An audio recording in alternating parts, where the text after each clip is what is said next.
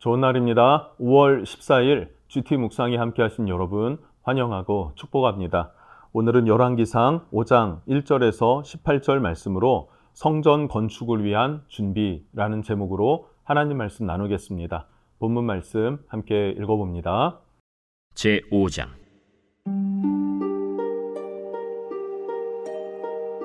솔로몬이 기름 부음을 받고 그의 아버지를 이어 왕이 되었다 함을 두로왕 히람이 듣고 그의 신하들을 솔로몬에게 보냈으니 이는 히람이 평생에 다윗을 사랑하였습니다. 이에 솔로몬이 히람에게 사람을 보내어 이르되 당신도 알거니와 내 아버지 다윗이 사방의 전쟁으로 말미암아 그의 하나님 여호와의 이름을 위하여 성전을 건축하지 못하고 여호와께서 그의 원수들을 그의 발바닥 밑에 두시기를 기다렸나이다. 이제 내 하나님 여호와께서 내게 사방의 태평을 주심에 원수도 없고 재앙도 없도다.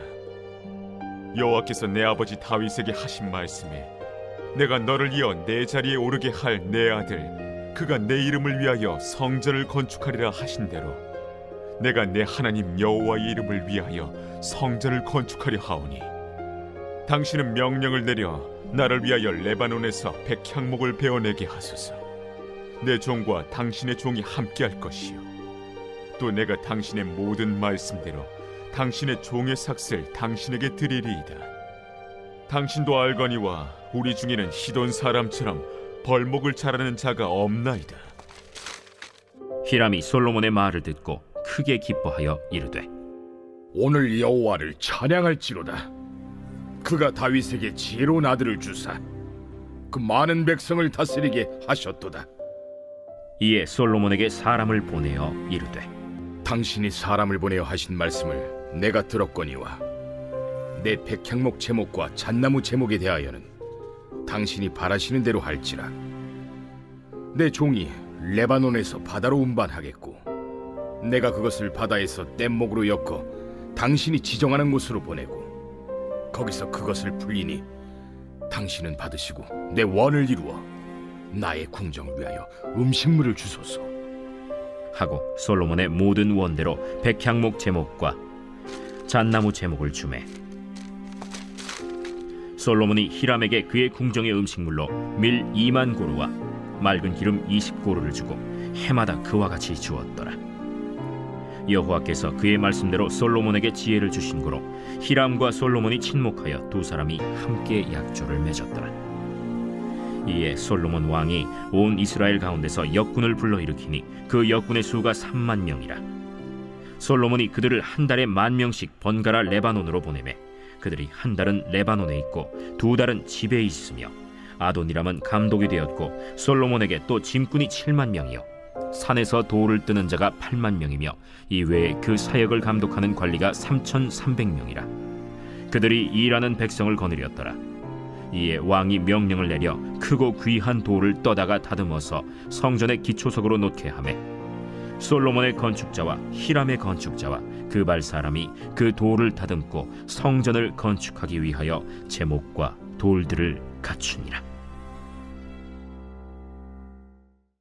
네, 오늘 1절부터 12절 말씀은 솔로몬의 협력 요청을 기뻐하는 히람이라는 소제목을 붙일 수 있을 것 같습니다. 무슨 말일까? 1절 말씀을 보니까요.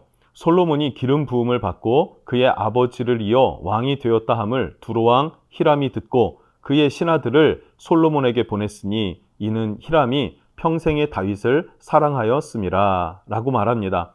히람과 두로왕 히람이죠. 이 두로왕 히람은 다윗과 매우 절친한 사이였습니다.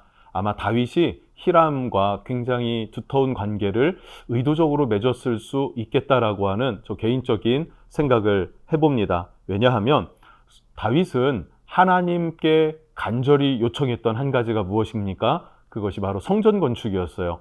그러나 하나님께서는 불허하셨죠. 하지만 다윗은 성전 건축을 위한 준비를 했습니다. 그 준비 중 하나가 뭘까요? 백향목이 너무나 무성하고 많고 또 그것을 잘 다룰 줄 아는 그런 기술자들이 많은 곳이 바로 두로였습니다. 그래서 그 히람 왕과 친밀한 관계를 맺었다라고도 볼 수 있겠죠. 일종의 로비 같은 거죠. 중요한 관계, 아주 절친한 관계를 맺었다 하는 것입니다. 그러면 그 아들 솔로몬은 어떤 사명을 받았을까요? 다윗 왕은 성전 건축을 위한 준비를 감당했다면 솔로몬의 사명은 그 성전 건축을 실행하는 것이었습니다. 그리고 성전 건축을 결단했다라는 것을 오늘 본문에서 알 수 있게 되는데요. 5절 말씀입니다. 여호와께서 내 아버지 다윗에게 하신 말씀에 내가 너를 이어 내 자리에 오르게 할 내 아들 그가 내 이름을 위하여 성전을 건축하리라 하신 대로 내가 내 하나님 여호와의 이름을 위하여 성전을 건축하려 하오니 라는 거예요. 자, 지금 솔로몬에게는요, 성전을 건축해야 될 사명이 있었고, 그러나 그 사명을 감당할 시기는 매우 중요했습니다. 언제 감당할까라고 할 때 솔로몬은 그 사명을 감당할 마음을 먹었을 때 누가 찾아왔나요? 히람이 찾아왔다라는 거고, 그 히람이 찾아왔을 때 솔로몬이 어떻게 합니까? 내가 성전을 건축하려 하니 도와주십시오라는 거예요. 내 아버지 다윗이 경외했던 하나님, 내가 그 하나님을 위해서 성전을 지으려고 하니 도와주십시오라는 거예요. 백향목을 내어주십시오. 그리고 당신의 종들이 함께해서 그 기술로 이 모든 작업들을 도와주십시오. 그럼 그것에 합당한 삭을 당신에게 드리겠습니다 라고 약속한 것입니다. 자, 그러자 7절부터 12절에서는요, 그 조약이 체결됩니다. 히람과 솔로몬이 함께 이 성전 건축을 돕겠다, 그리고 도움을 받겠다라고 하는 조약을 맺게 되는 것이죠. 여러분, 중요한 것이 이것입니다. 여러분이 맡을 사명은 무엇입니까? 그리고 그 사명은 언제 감당해야 할까요? 이것은 우리 인생에서 매우 중요한 부분이라고 생각해요. 솔로몬은 성전 건축의 사명을 감당하려고 했는데 자재가 없어요. 건축 자재가 없고 기술자가 부족합니다. 시대적인 사명을 감당할 길이 막혔다는 것이죠. 그러나 이때 하나님은 누구를 보내주십니까? 히람을 보내주시더라. 우리가 하나님의 일을 감당하려고 결단하고 나아갈 때, 그러나 그 길이 막혀 있더라 라는 것이죠. 그래서 우리는 할 수 없어가 아니라 그것을 어떻게 뚫고 나아갈 수 있을까? 어떻게 그 방해와 그 막혀 있는 것들을 뚫고 나아가서 그 사명을 완수할까 하는 것을 우리는 기억해야 해요. 그러려면 무엇이 필요합니까? 하나님의 은혜가 필요하죠. 돕는 자를 붙여주셔야죠. 그래서 하나님이 도울 상황, 도울 사람, 그리고 감당할 수 있는 새 힘과 지혜, 이것들을 부어주신단 말입니다. 중요한 건 무엇입니까? 우리가 결단하고 나아가는 것입니다. 아직까지도 주님께로부터 받은 사명이 무엇인지를 모른다면 내가 더 주님을 사랑하고 그 주님의 기쁨이 되기 위해서 무엇을 해드릴 수 있을까? 한번 고민해 보십시오. 그러면 주님 앞에 여러분의 사명, 인생의 목적이 발견될 것입니다. 그리고 그것이 아무리 막혀 있을지라도 나아가길 결단하십시오. 하나님께서 반드시 길을 열어주실 것입니다. 솔로몬은 그렇게 성전 건축을 준비하게 되더라 하는 사실입니다. 자, 그래서 10절을 보면 솔로몬은 자신이 원하는 백향목과 잣나무 제목들을 받아오게 됩니다. 뿐만 아니라 12절에서는 히람과 솔로몬이 친목하여 두 사람이 함께 약조를 맺었다라고 말합니다. 성전 건축을 위한 모든 합의가 이루어졌다라는 거죠.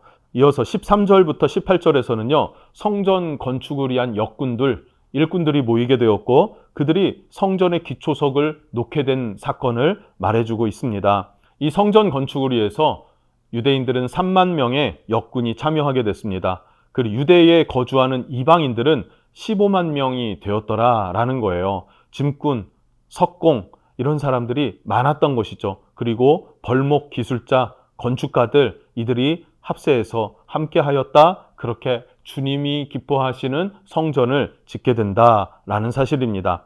그리고 17절이 중요한데요. 이에 왕이 명령을 내려 크고 귀한 돌을 떠다가 다듬어서 성전의 기초석으로 놓게 하매. 자, 성전 건축의 본격적인 시작은 기초석을 놓는 것이었습니다. 귀한 돌을 다듬어서 기초석을 세우면서 성전 건축이 본격적으로 시작되더라. 그런데 이 기초석은 곧 예수 그리스도를 상징한다라는 것을 우리는 기억해야 합니다. 우리 믿음의 기초는 오직 예수님이시고 그 기초석이 놓인 자리는 바로 모리아산이다라는 거예요. 역대상 3장 1절을 보니까요.